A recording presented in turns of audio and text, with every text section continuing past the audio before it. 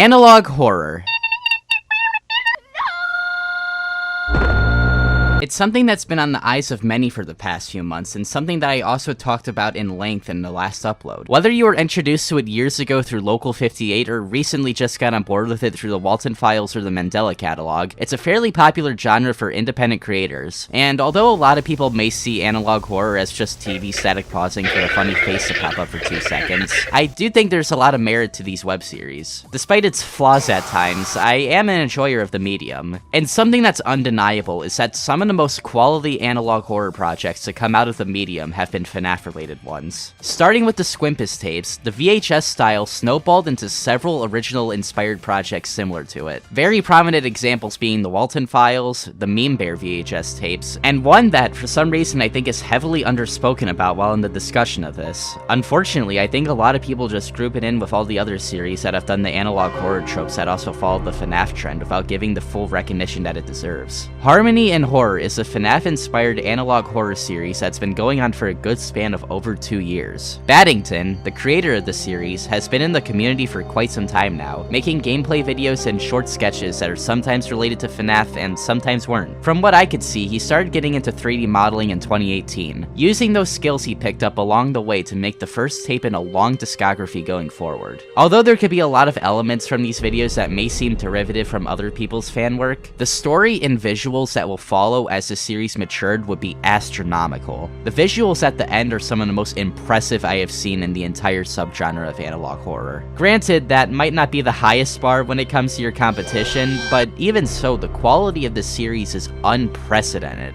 and I feel that it more than deserves to be talked about in depth. As we go along, you can start to really see the pure talent and mastery that Battington would put into his modeling and animation, and even how he would use those qualities outside of just Harmony and Horror in the future. The discography is a long one with much to explain, so let's begin. This is Harmony and Horror Season 1. But first...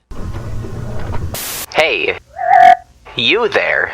Tired of your only entertainment around here being possessed toys that may or may not kill you? Well, lucky for you, I got just the alternative, because this video is sponsored by Raid Shadow Legends.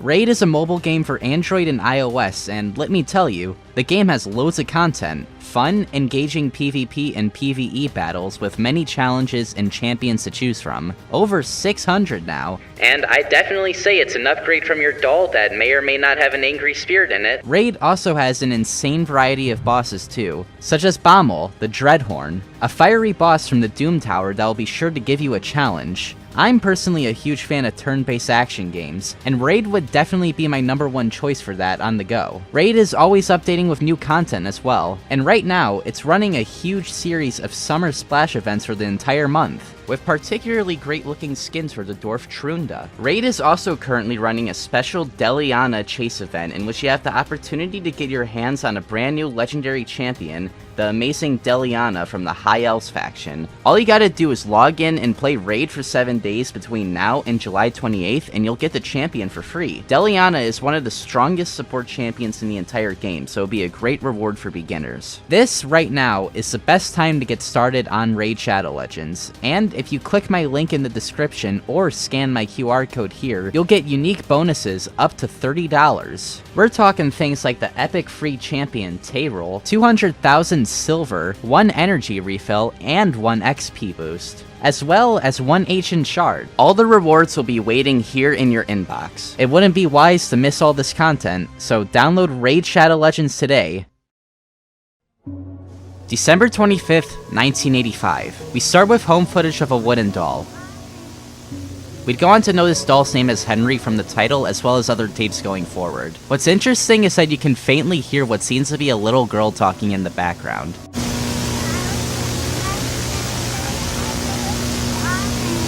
You can't really make out what she is saying, but you can turn on captions, and it reveals dialogues of what is actually being said.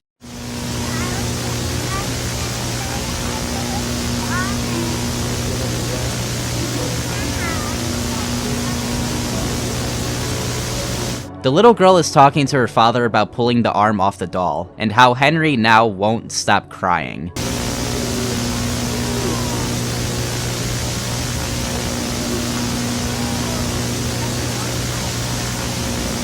I mean, seems like a fairly normal reaction to me, I don't know what she expected. After this, the screen does an analog horror and we cut to footage that looks like a mediocre early 2016 FNaF fan game. I kid. But anyways, the Toy Store footage takes place almost an entire year later. Whoever is holding the camera is surrounded left to right with Henry dolls. Nothing seems too out of the ordinary until we see the hash-slinging slasher outside the doorway looking at us from the sides of the glass. Jokes aside, it's unknown who this figure is as of now, but a camera glitch shows us a photo-negative version of the frame of Henry we just saw earlier. After that, we see a shadow of one of the dolls rise behind us, ending off with this.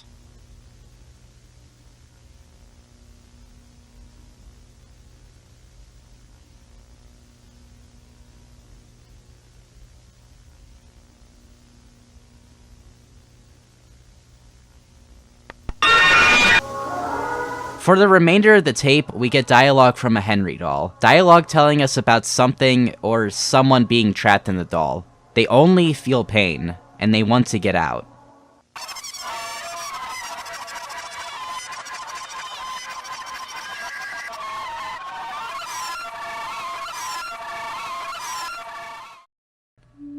Already, you can tell what kind of tone this story will set up for the following advancements in the series. If you are familiar with any story beat from the Five Nights at Freddy's games, you can already infer that whatever is in Henry was not put in there voluntarily. Tape 2 starts 8 months prior to the events of Tape 1. As always, it's kind of unknown why this event is being recorded, but you can basically say that with all analog horror. Dialogue shows supposedly the same father talking to the same little girl from the first tape. Alright, sweetie, I'll be back later tonight. You sure you don't want me to turn off the light? Okay, sweetie. Good night. The visual for this segment has the camera targeted on another doll, this one seeming more of the plush variety, and is most likely named Bonzo if the title is anything to go off of. But all hell starts to break loose 7 hours later into the night. What sounds like an older woman is now hiding away in a closet with some of the best hand control with a camcorder I've ever seen. Regardless, we hear what sounds to be the whining of a dog.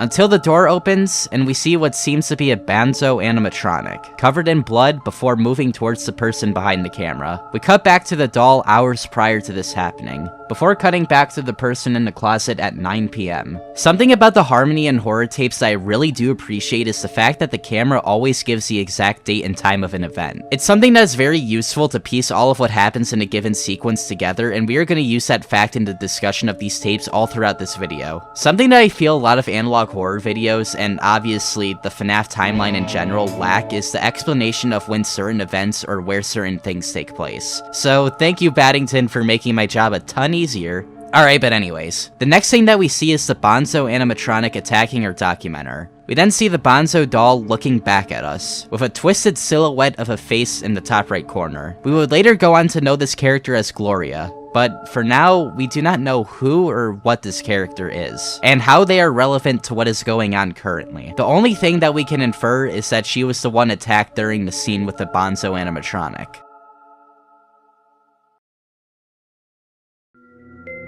Now, I always want these videos to be more than me just explaining what happens in the tapes I'm covering. I obviously think that you all should go watch the original series first, but there are so many things so far in these tapes that you don't really pick up at a moment's notice. The slow build-up showing the Bonzo doll finally take life after the events of earlier in the night was genuinely a fairly chilling payoff. I know a lot of people would say that this is the kind of stuff that they would like to see in the mainline FNaF series, but honestly, I'm happy that we're getting something like this here. The tape Goodbye Arthur is where things start to really turn.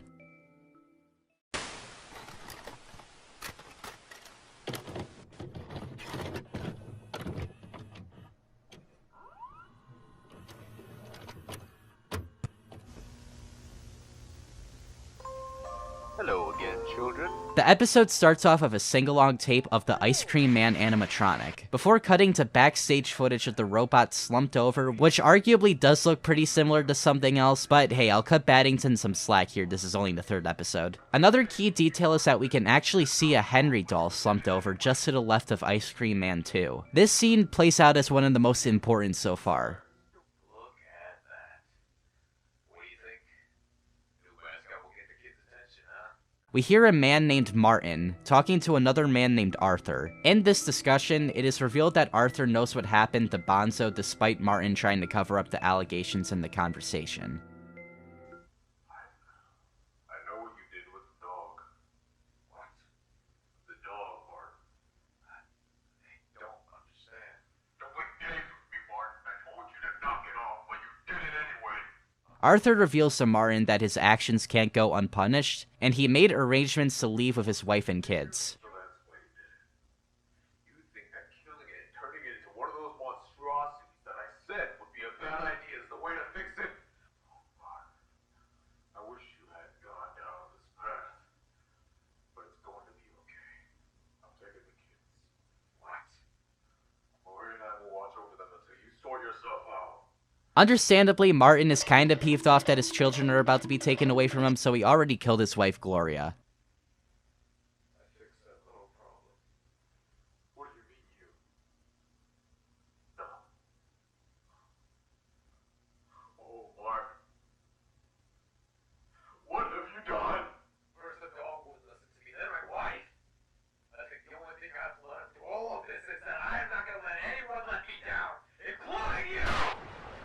Martin ends up shooting his brother, and we are literally taken to the back rooms. Like, this isn't a joke, this is just legitimately the back rooms. I know this is probably not actually supposed to be level 0 and it's just meant to be an Easter egg, but like, this is still a very weird choice. Hey, we're only 3 episodes in though, so once again, I'll cut Battington some slack. As the tape progresses, we can see a figure approach us closer, before being taken back to the Ice Cream Man sing-along that the tape was originally meant to be. Doesn't last long though, because spliced in are shots of the figure getting closer, before the text, "Come with me," is flashed on the screen. The ice cream sing-along finishes. Faint text can be seen that I've been able to faintly make out as "Rebirth You." We cut back to the room with the figure, now gone, as we hear a heartbeat get slowly louder. Ice Cream Man fades into the frame from the corner, and the tape ends.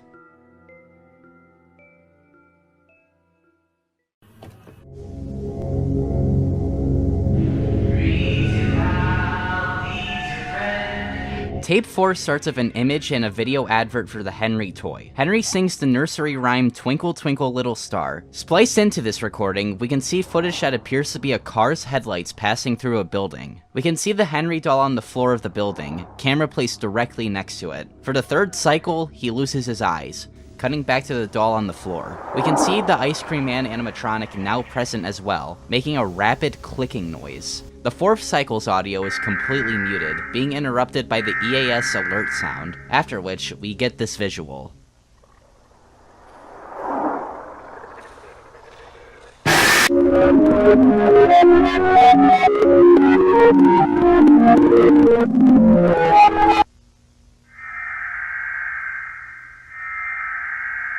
This red guy shows up behind the now dismantled Henry doll, fading in and out for about a minute. This right here is what made me realize that whatever else is to come, it will be far different from what we may have been expecting. Creatures like this aren't usually something that you would see in FNaF-inspired media, so seeing something like this here is not only intriguing, but also terrifying because of how much it subverts expectations up to this point. We cut back to Henry at a different angle, shrouded in complete darkness. At this point, Battington delivers one of the most chilling and vitriolic moments in any of these videos thus far. My daddy loves me. He loves me so. Even if he beats me though. My daddy loves me. I shall not cry, or else there'll be a knife in my eye. Henry cites a poem about his father, who we can assume is Martin from the last tape. The dialogue concludes alluding to Martin being the one to murder Henry. Go to your room, he says.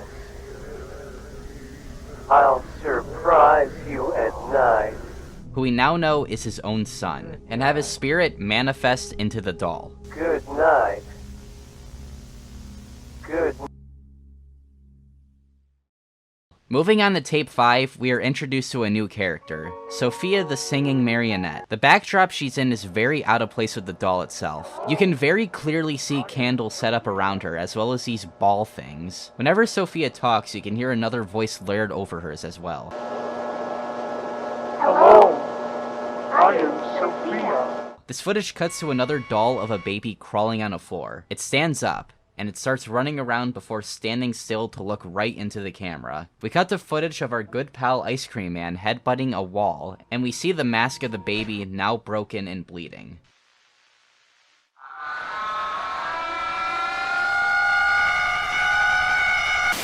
It's here we get another scene involving Martin. Hey, Steve. Come out, wherever you are.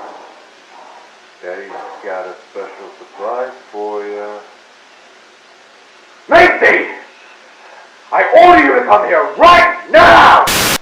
Slumped over, we can see this clown animatronic. And off camera, we hear Martin. He's talking to Macy, his daughter, who we can infer from the dialogue has become Sophia after some sort of experiment Martin has done.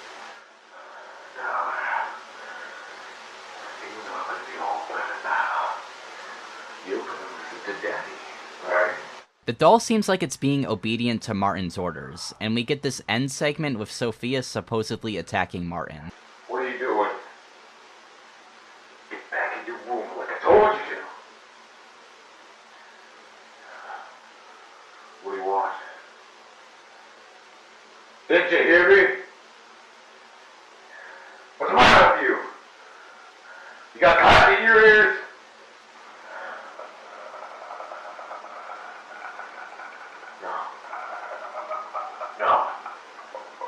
No.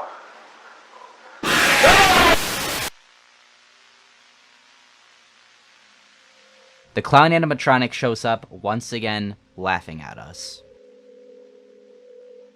Why are you blue? We cut back to Sophia, now looking up. Will you sing for me?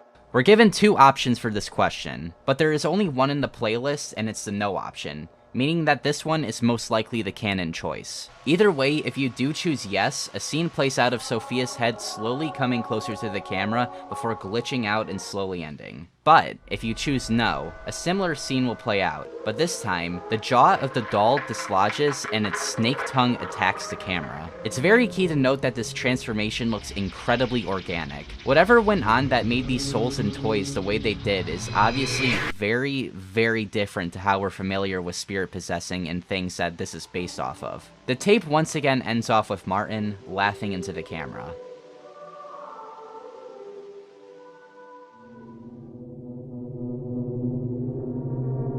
With the evidence that we are given so far, we can start to make some inferences on how these toys went on to become the possessed nightmares that they currently are. Judging on the imagery of the candles and the organic look of the dolls, we can make the very likely guess that the way these toys became possessed was a much more spiritual way than a scientific way. This leads us to tape 7, titled Good Boy.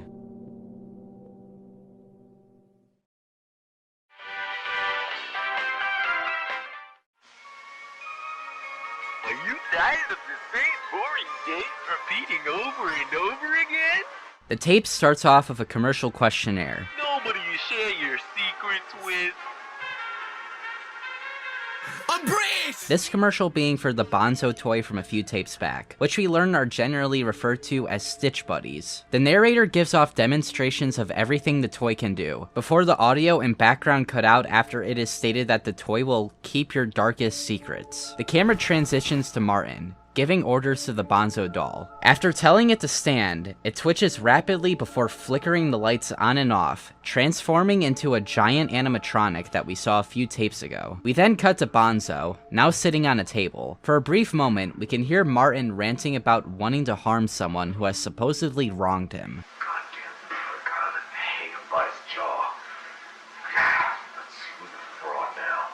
After that, the doorbell rings, and he leaves to go answer it. If we were to infer from the dialogue that we have gotten so far, we can make the conclusion that Martin is referring to Arthur in this dialogue. The company logo for M&A Toys that we have been seeing periodically throughout these videos aligns with Martin and Arthur's initials. So this is my theory so far. Martin and Arthur were not only brothers, but were also business partners for a toy company, much like Henry, Emily, and William Afton were in the main Five Nights at Freddy's continuity. Somewhere down the line, Martin got motivated to experiment with life in his toys for reasons that are not known to us yet. We can make the guess that the first time he's done this was with the family pet Bonzo. Arthur noticing the lead up to the inevitable beforehand and warning Martin that there would be consequences if he followed through with it. Martin, deciding to do it anyways, let the Bonzo animatronic unattended. I believe that these are the events that we didn't see in the Wake Up Bonzo tape. This footage ends with the plush version of Bonzo slowly looking at the viewer, while we hear a child crying in the distance. This child, most likely being one of Martin's, is most likely the one that was talking to him at the beginning of the second tape. Whoever did meet their fate on this day, it was Martin's irresponsibility to keep an eye on what he has created that led up to the unforeseen events that would conspire as we progress. Rest Assured is tape 8 in these lines of videos. It immediately starts with the clown, looking at us, even before the tape is put in. When the tape is put in, you can still see its opaque outline through the entire duration of the video. The video itself is a de-stressing video of some kind, seemingly being created for Martin. The tape starts with speaking about how the viewer may have experienced something not so pleasant before viewing the tape. But it is most willing to note that when the tape says, You may have committed a sin. we are greeted with 5 minutes of silence after. This is the first time in the tape so far that the music has been completely cut out. Along with the long pause after the line, this definitely goes to alluding to the demonic undertones that the toys seem to have. The tape continues to say cryptic things, such as, At first, you may feel as if no air is going in, as if your body does not belong to you. the tape assures an angel will take care of us. When this line is said, Henry appears hiding behind a lamppost. After the tape tells us to breathe, we can see Sophia briefly fade into the frame. The tape tells us to do a mental image exercise in which we imagine ourselves in an open field. In this open field, Ice Cream Man stands on top of it, slowly getting closer. Once Ice Cream Man gets all the way to the camera, this happens.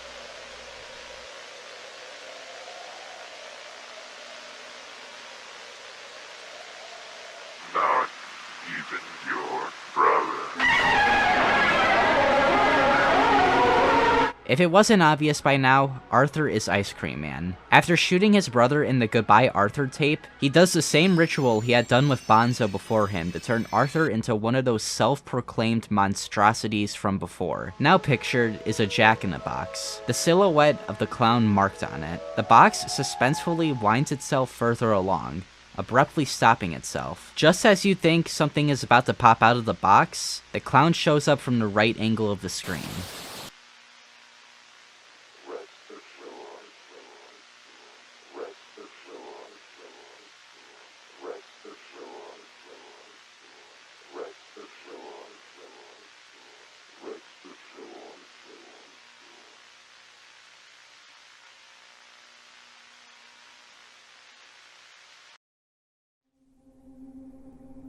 Martin, at this point, is at a point of no return. He has murdered his entire family and has fully committed to trying to make the most lifelike toys as possible through his rituals, using his dog, children, wife, and brother as sacrifices. Although we don't fully know what his motive is on why he is doing these things, I feel we'll figure it out very soon. Tape 9, titled She Can't Sleep, is practically a remastering of Tape 2. We start in the same room as Tape 2, so we can assume that it is on the same night. We then hear Martin talking to Macy. Alright, all comfy? Good. Now, your mom and I are going to be on a business meeting, so mommy might not be back for quite a while. So I'll see you in the morning, okay? Well, Daddy, can you take me to lullaby? Huh? No. No time for a lullaby. Macy wants Martin to sing her a lullaby before she has to go to bed, but Martin and Gloria seem to be in a rush to get out of the house, and Martin doesn't have the time to sing to her. But after Macy's persuasion, Martin ends up somewhat caving in and says this. How's about I make you a toy that can sing forever? Does that make you feel better? From what we can gather, this is what we didn't hear in the Wake Up Bonzo tape, and these were the words that would subsequently lead to the same events that will happen now. We see the same opening for Sophia in her introduction tape, her eyes completely pitch black before slowly fading into the scene.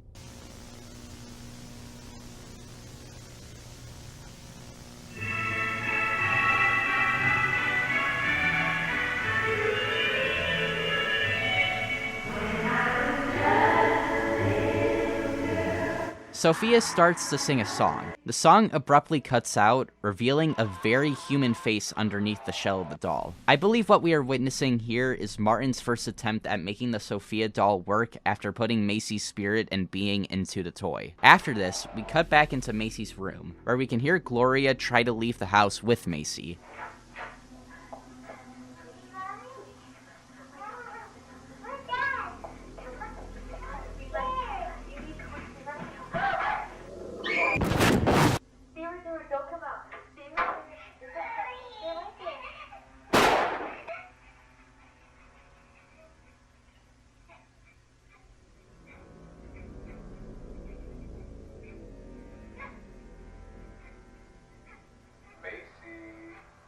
They both end up getting attacked by Bonzo, and this is where we cut to Gloria locking Macy in the closet off camera. After she does this though, she is immediately shot by Martin, revealing the way that Gloria has died. We cut right out of this scene, and we see these pair of eyes looking at us from the bottom of a staircase. It's unknown who these eyes belong to. It isn't Bonzo because he's missing a right pupil, and it can't be Sophia because the pupil design is completely different. So who is this? We hear what sounds like Martin talking in reverse.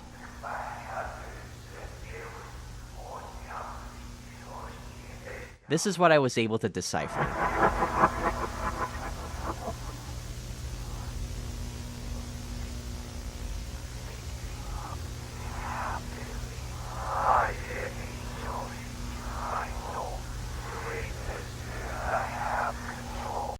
Here, it sounds like we actually hear one of Martin's spiritual chants of some kind. The line, "I took their skin," implies that not only are the spirits possessing the toys, but possibly their flesh is still intact inside of them. It could explain the red figure that we saw next to the dismantled Henry some tapes back. Continuing the video, we cut to someone, presumably Macy, hiding away in a closet. Her fate sits right beside her as it repeats the phrase, "Mama," over and over again. We hear more of Martin talking in reverse in this sequence. This is what I was able to decipher.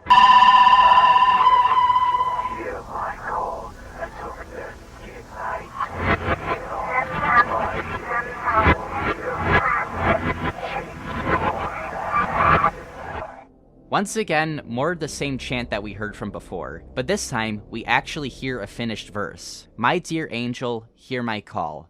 I took their skin, I took it all." It's key to note that when Martin says this line in real time, the doll makes an audible gasp and stops talking.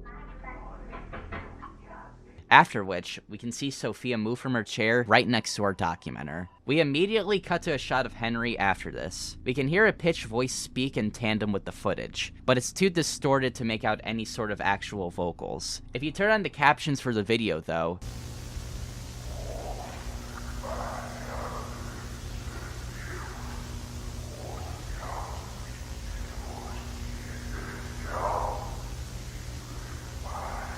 after he says, "I can't see you," we cut to the clown suit, all but confirming this is what Martin uses to represent himself. After Henry asks if his father can fix his eyes, a jump scare of a goat, heavily distorted, plays along with the remainder of the scene. While this happens, you can see more distorted footage from the closet before. The video ends with a silhouette of Sophia slowly fading from the darkness as pure distortion plays. I tried running the tape's audio through a spectrogram to see if there would be anything in this distortion, but it seems like there was nothing. So that seems like all there was to this tape, until I checked the description. The description leads to a Google Drive that has photos of everyone in Martin's family. Himself, Gloria, Henry, Macy, Arthur, Bonzo, the baby. All photos of them in their darkest moments. They're all titled very vague and sinister things, such as the man, her voice, best friend, and the most chilling of all, vintage 1920s sad crying baby girl postcard. There are two versions of Tape 10, but the only differences between these two versions is the music used. The unlisted, earlier one uses the song I Don't Want to Set the World on Fire of Fallout fame in the first rendition. The newer version of the tape uses a royalty-free song in its replacement. Although I prefer the unlisted version, I will be covering the public one instead. Tape 10, Are You Happy, is probably my favorite tape in the entire discography. The tape starts with a distorted view of Henry. Overlaid with it is a newspaper clipping that, if paused at the right moment, you can cipher what it says. Manipulative toy maker, co-founder of HARMONYPLAY Inc., Martin Graywinder claims to have created the most lifelike toys to ever been made, robs families of their money by selling them toys that are more dead than alive. After this, we get an M&A HARMONYPLAY production video, an official animation done by the company. It starts with a child, sleeping on a hill, with the title card, Making a Toy, appearing below him. Another kid walks up to him, telling him to wake up along with an accompanying Stitch buddy. Here, we learn that the kid who was sleeping on the hill's name is Marcus, and the name of the kid who woke him up is Andrew. I was dreaming about a man dressed in red with ice cream cones on his head. That's ridiculous, Marcus. They talk like they're from Sonic Adventure 2. Andrew tells Marcus he should instead be thinking about the perfect toy to ask the toy maker to make. After, they head to the toy maker's shack. While the scene transitions, you can see this advertisement for the Sophia doll. Strangely, Sophia's face is completely blacked out in the advert, as well as other very vague things said in the text, such as the toys only operating if the child is not crying, and asking parents not to interrupt the toy while it's singing. Passing a building called Franklin's Fun Arcade, you can see a poster for Henry outside the building. Once they arrive at the toy store, they ask us if we can see the toy maker. And to the left of them, he is standing there reading a newspaper. The kids introduce themselves to the toy maker and immediately ask if he can make them the perfect toy. The toy maker says he would if it were possible for him to. The toy maker explains that he has many limitations on what he can do to make his toys lifelike. And it's been a pretty troubling experience for him, as everyone seems to have moved away from the toy maker because of his failed expectations for his toys. Once the boy asks if there's anything they can do to help, this amazing scene plays out. Boo-hoo. Is there anything we could do to help? Why, yes, there is.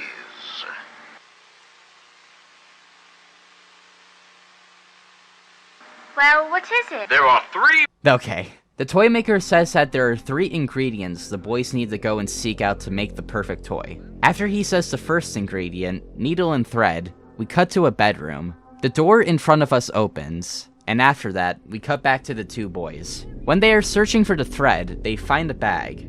When they open it, they are greeted with this.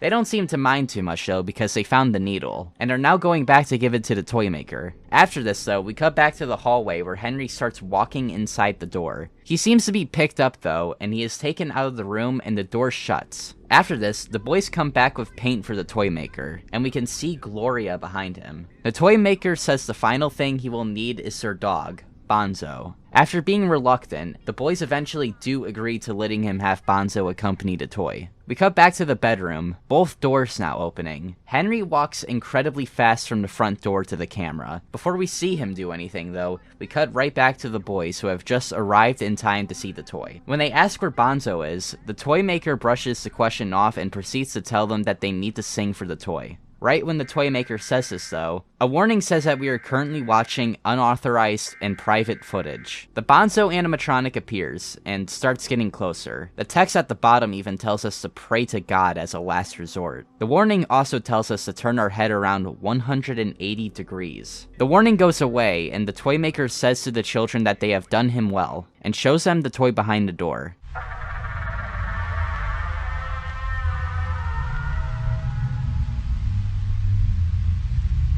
I really do hope you enjoy it.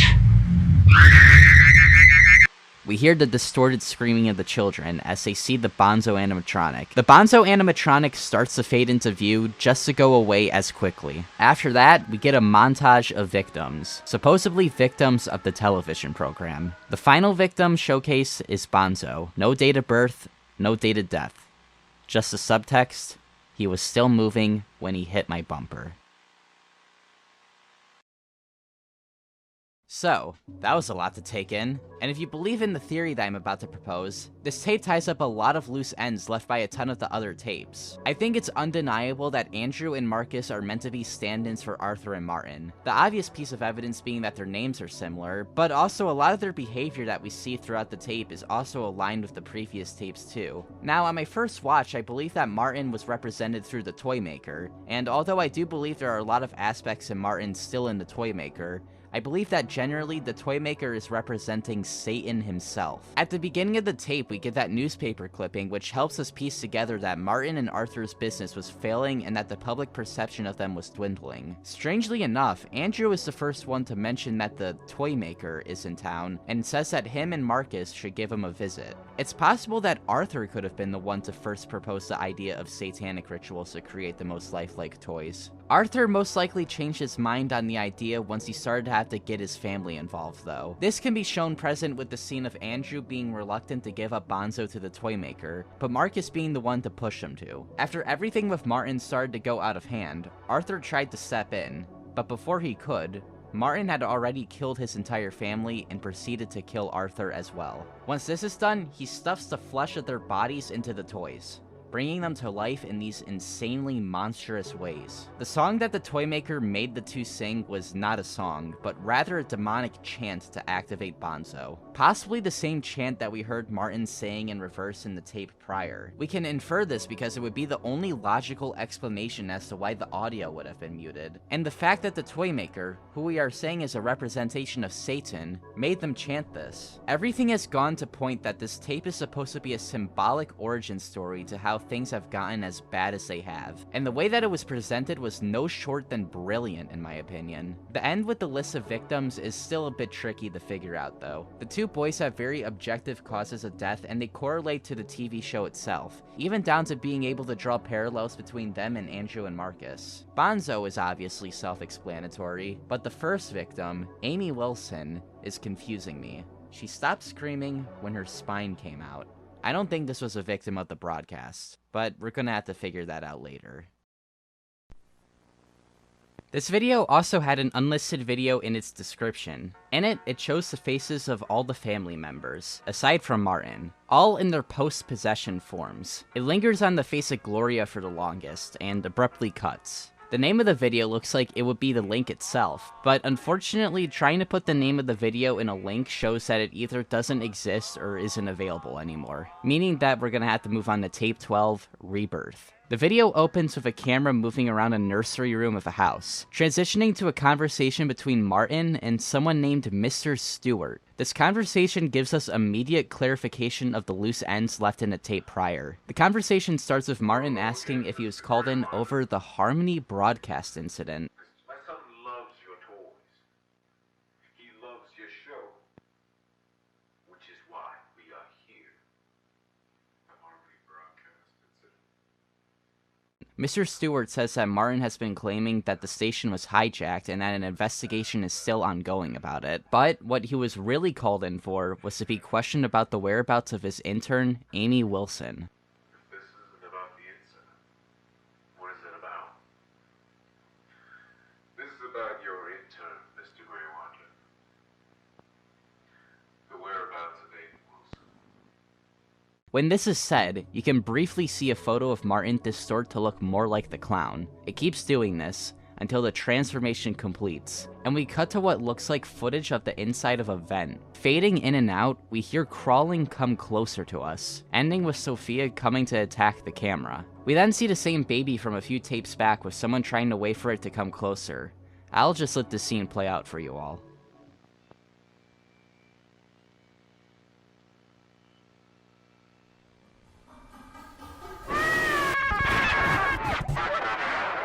We cut back to the nursery, where every time the camera repeats a moving cycle, Bonzo creeps closer to the room. We see Bonzo look over the baby's crib, and we are cut to a point of view shot of Bonzo looking over the crib. If we turn on captions, we are given Bonzo's inner monologue. I'm sorry, Ava. I have to be a good boy. I don't know you that much, but I know you feed me treats, you pet me, you love me, Ava. I'm so sorry, little one. This dialogue gives us some answers, but also a ton of questions. We now know that the baby in the Greywinder family's name is Ava, but it also makes us question how much control do these possessed creatures have. Bonzo doesn't want to kill Ava, but the dog's inner thoughts are saying almost like he has to. We are prompted 2 options on the screen: kill or don't kill. It's unclear which one is the canon one, but it's mostly accepted that the don't kill option is the canon one. So we'll talk about kill first. We hear a tone get louder as the scene cuts. We see Bonzo shrouded in a red, dark room. We are then shown the mask of the bleeding baby toy, slowly getting further away from us. After this, we get dialogue from Martin. You did it. You listened to me. You obeyed me. You're loyal. You're faithful. You're just what he said you'd be. You're a monster. And the best part is, I didn't do it. You did. It's your fault.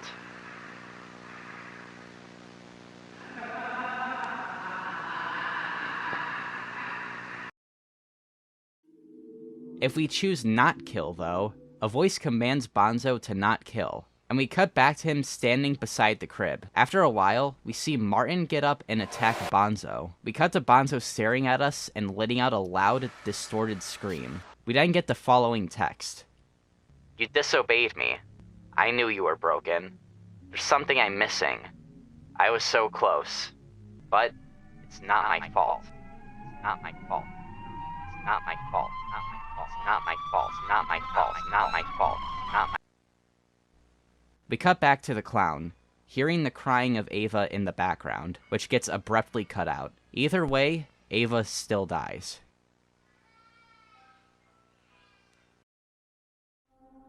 Tape 13, Through Broken Windows. There is so much that happens in this one. We start in an area that looks like an establishment rather than a house. We then see what looks like Henry peering from the bottom of a staircase. When the cameraman goes to chase after him, he is attacked by this ice cream man Henry Amalgam. We transition to a segment with Martin, his face slowly deteriorating to reveal the face of another man behind it. After which, we transition to this illustration of a dog, presumably Bonzo, while Martin tells him to be quiet. After screaming to Bonzo to be quiet, his face takes up the entire screen. We're cut to another commercial for the Bonzo toy, the art of him having a missing eye. The narrator tells Bonzo to do certain things, being unresponsive to all of them.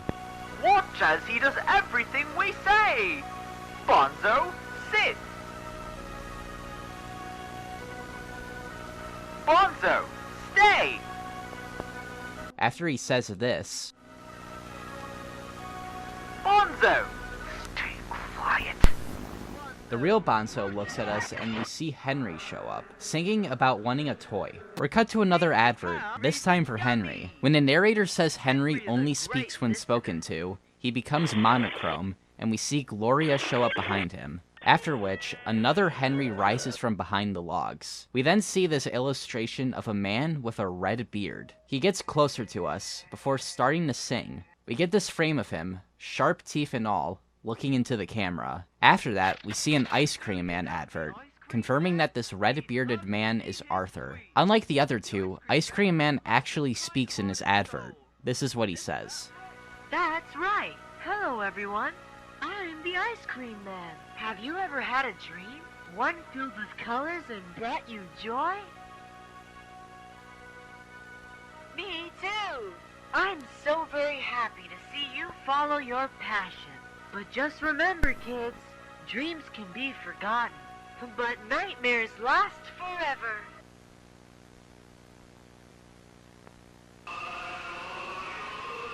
We see an eyeball popping out of the face of the Ice Cream Man animatronic in this scene. Of course, the only one now being left is Macy. She starts to sing while getting closer to the camera, repeating the phrase, "I want a lullaby." Her face distorts and we are shown Sophia's advertisement.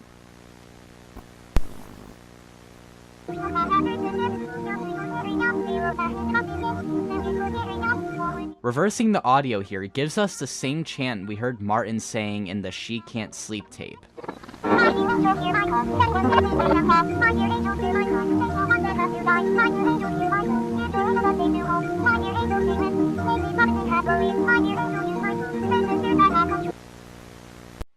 The tape ends with several photos from what looks like the inside of the M&A Harmony warehouse. The final two photos being Macy's bedroom and Martin's Jack-in-the-Box.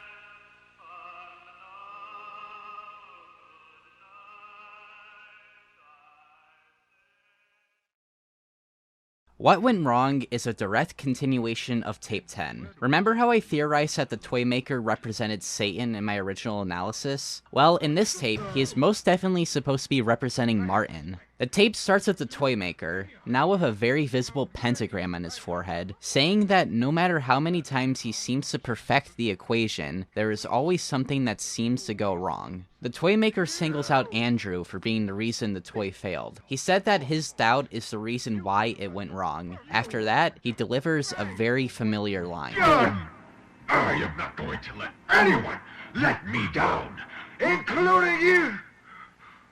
Standing behind Marcus, we can see the silhouette of the devil. The toy maker begs for more time to make the perfect toy, but his pleas fall on deaf ears, as he is attacked by the devil. For the remainder of the tape, indecipherable pitched and distorted audio is played. This tape doesn't feature written captions, so it isn't possible to figure out what is being said here. So, while editing this video, I realized that you actually can cipher what he says in this part. Reversing the audio, speeding, and pitching it up reveals that you can hear someone singing the song We'll Meet Again in the background.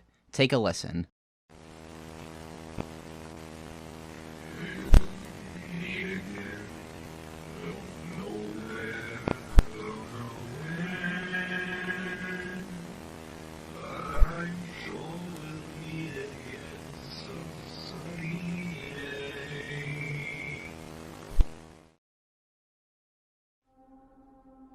I believe this tape is supposed to represent the two sides of Martin. One that was simply interested in trying to create better toys, and the one that has now become obsessed with it. Marcus is barely shown and hardly speaks throughout this tape, showing how far detached Martin has become from his former self. It is very interesting how who I presume to be the devil was actually the one to be attacked by the devil, though. The idea of these two personalities playing into Martin's descent is one that, if true, is very clever on Battington's part. These two animation episodes are most definitely the highlight of the series for me, for one that is coming to a close very soon.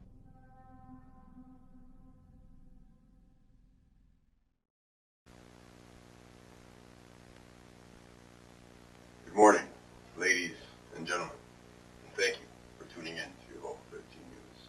Tape 14 is a lost news tape discussing the tragedy of what happened at the Greywinder residence. It's described that police found several limbs and hollowed out skins of the Greywinder family in a blocked off room, officially putting the case to rest. It is said that the victims were Gloria, Thomas, Macy, Ava, and Arthur. This tape being the one to finally confirm the name of the child inside Henry, Thomas Greywinder. The search for Martin starts the next day, while the day of the broadcast will be used to pay respects to the family that have lost their lives. The anchor ends off the broadcast by stating a very chillingly ironic statement, knowing what we know now.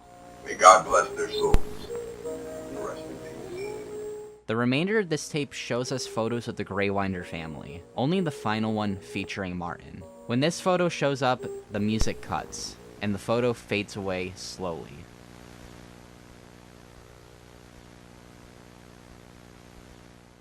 This tape is one of the only ones to not feature any conventionally disturbing imagery, but I still personally consider it to be one of the most terrifying tapes in the discography. When you pull all the devil and spooky FNaF stuff out of it, this story is simply about a man going insane and murdering his entire family. This video just depicts that how, although a lot of the things surrounding these videos obviously can't happen in real life, a tragedy like this is something that can happen anywhere, and that's scarier than any jump scare could ever dream to be.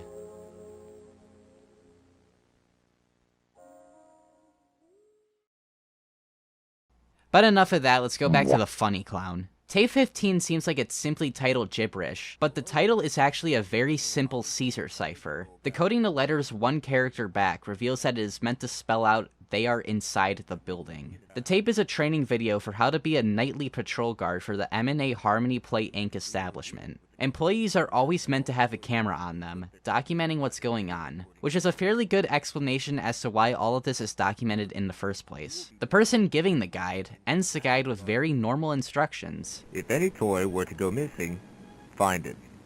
If any toy are to move, do not look away from it. If any toy starts to sing, please cover your...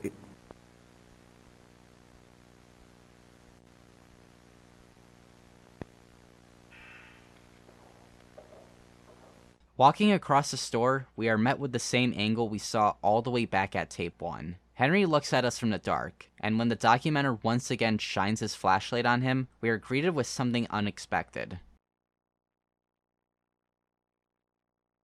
Henry calmly directs us to the right of him. When we look to where he's looking, the employee shines his light on the amalgam from before. Running away from the creature, our guard gets cornered while another Henry rises from the shadows. The guard is having none of it though, and shoots Henry right in the head. Blood, unsurprisingly, leaking from the doll.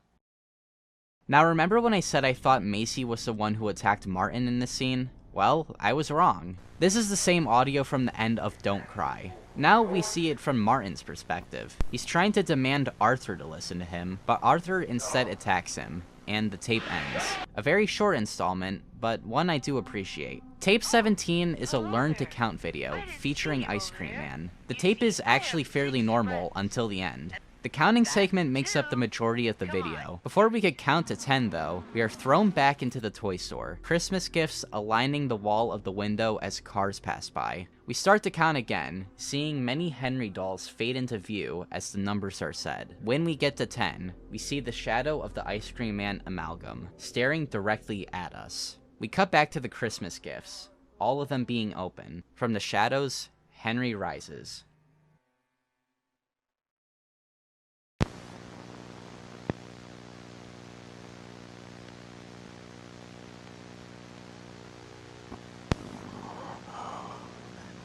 Hello. My name is Arthur Leland.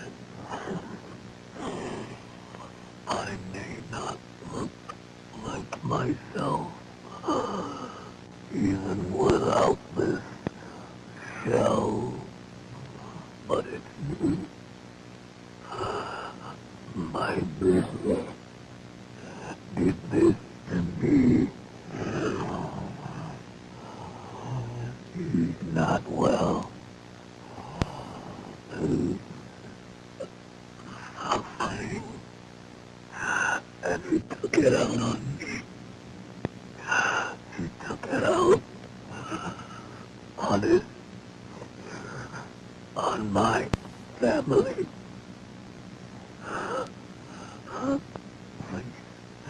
Please. I don't have much time. I'm losing my grip. Please, save them. Stop him. Stop my brother. Stop me. Stop me.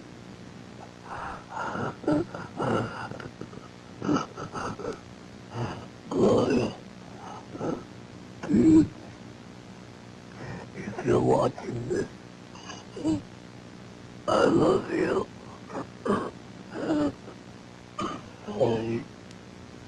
I'm so sorry. I love you. I love you. Tape 18 ends with the same frame of Arthur from Through Broken Windows. This is the second final tape. It starts back on the hill from the Rest Assured video. We see this dialogue come onto frame.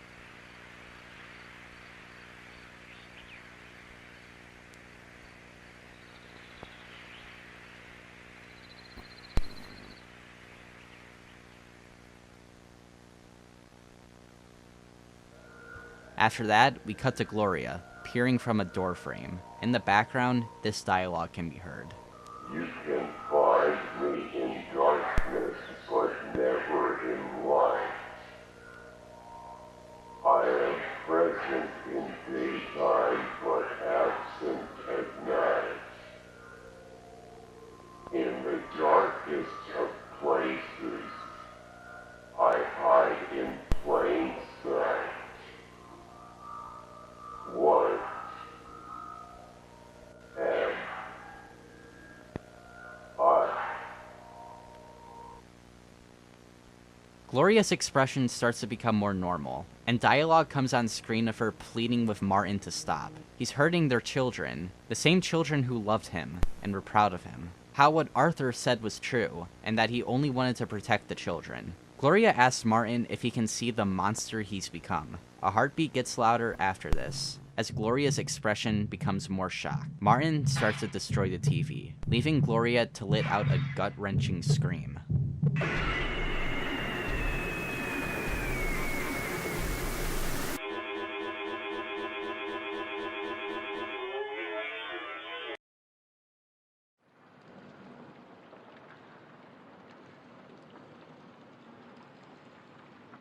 The final tape, that's all folks, features a flooded room. In it stands this cutout of a character we don't recognize, a green sea serpent with a goatee. After a while, the title card for Harmony and Horror appears on the screen.